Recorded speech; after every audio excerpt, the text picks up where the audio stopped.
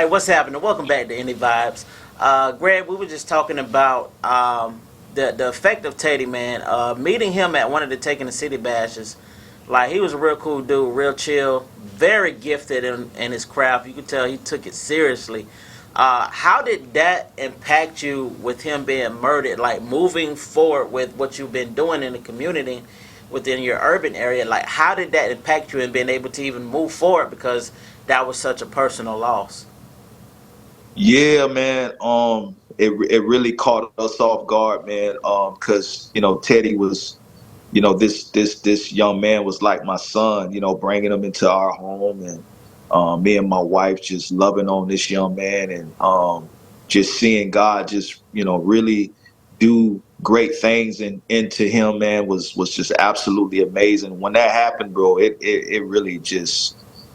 Oh man, it hit me hard, man. It was just like the same way I felt when I lost my mother, man, was the same way I felt when I lost Teddy. Yeah. Um, and it was a drive-by shooting, and being at the wrong place at the wrong time, man. Man, yeah, cause it was crazy, bro. Like it happened immediately after the bash, and Almost. It did. you're like almost after. And the crazy part is, the lady that he was seeing at the time, I actually got a chance to pray with her this past taking the city bash, and then I was able to lead her to strike because she was telling me the things she was dealing with and struggling with. Because this the similarities there would I believe she could have helped. I mean, I believe he could have helped her in the manner that she needed. What are some things that you can tell the people that you can help that you use within your own ministry of how to use certain tools and resources and the importance of that and mentorship? Hey man, that's a really good question, man. I would say, man, do everything we can in our communities, man. I mean, this is going on throughout the inner cities of America. Doing everything we can to be a part of the solution, being a part of the awareness team of that refutes gun violence.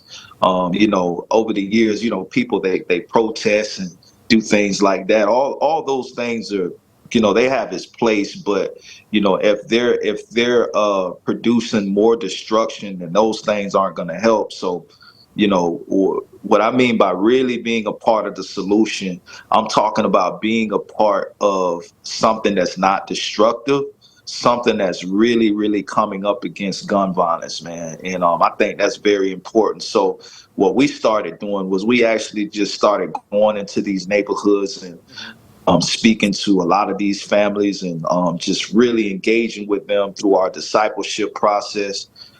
So that's where it all starts.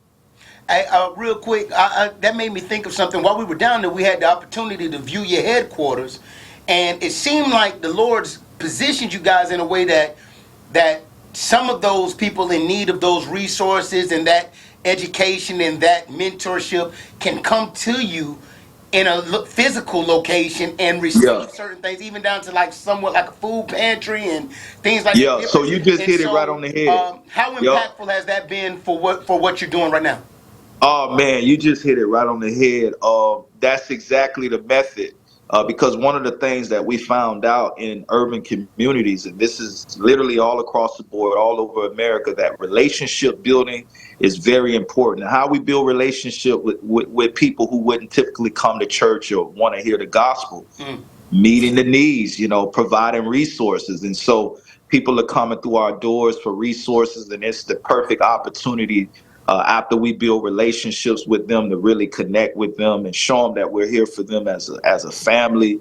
And y'all know, man, y'all from urban communities, man, one of the biggest things in the urban community is trust. And that's why when it comes to police and the community, there's a lack of trust, because what's being injected through the hip hop culture. And yes, there's a lot of crooked cops out there, but there's also some good ones. So we even have like a lot of the law enforcement here in South Florida, like really developing this strategy as well, to the point to where they're trying to get out and build relationships with the community as well. So they started what you call the POW program, and the POW also has a Pop Warner football team right in the inner city here in Fort Myers, Florida. And so God is moving, man. That's a very good question, but that's the method that we use. That's what's up. That's what's up. Yo, we finna hit y'all in the head with another music video, man, and then we'll be back, you know what I'm saying, to wrap everything up with my man Greg Jackson. This is Indie Vibes.